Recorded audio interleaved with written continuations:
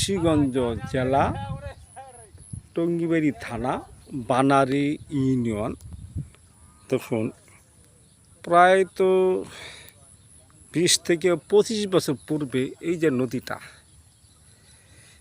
যে নদীটা এটা ছিল বানারী ইউনিয়ন। ক্ষেত খামার বা বাড়িঘর ছিল।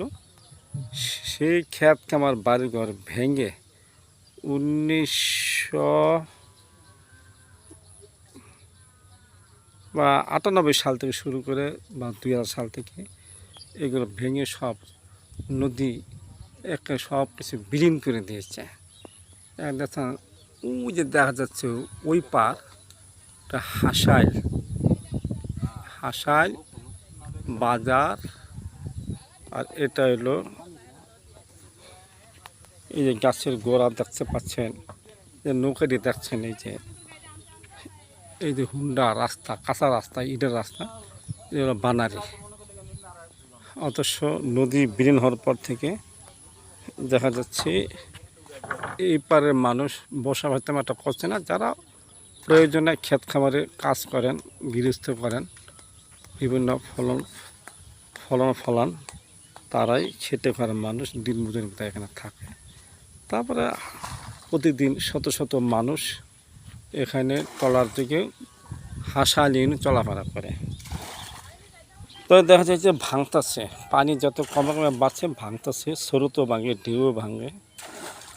জানি না, এখানে দেখা যাচ্ছে এই যে গাছের গোড়াটা আছে না, এখান থেকে মনে করেন 30 নল পর্যন্ত ভেঙে ফেলছে। উত্তরে নদীর একটু বড় হয়ে গেছে, মানুষ সমস্যার মধ্যে ভোগদাচ্ছে।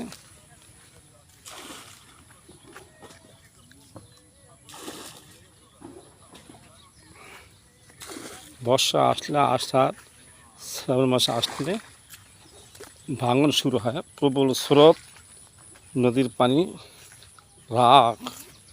পানি বিভিন্ন স্পট থেকে গড়িয়ে আসে, যার ফলে এখানে আঘাত করে নদীর পাড়ে। দেখতেছেন কীভাবে কত বছর ভাঙছে, অনেক জায়গা একেবারে নদী বিলীন হয়ে গেছে। এই যে একটা ক্ষেত, এই ক্ষেতের সাথে ওই যে কোনার একটা মসজিদ দেখা যাচ্ছে, কয়েকটা বাড়ি দেখা যাচ্ছে।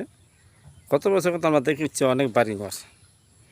তাই যদি সরকার কর্তৃপক্ষ তারা কোনো পদক্ষেপ নেন, আশা করি একটু ভাঙবে কম। রক্ষণাবেক্ষণের জন্য সবার এটা প্রয়োজন, দায়িত্ব।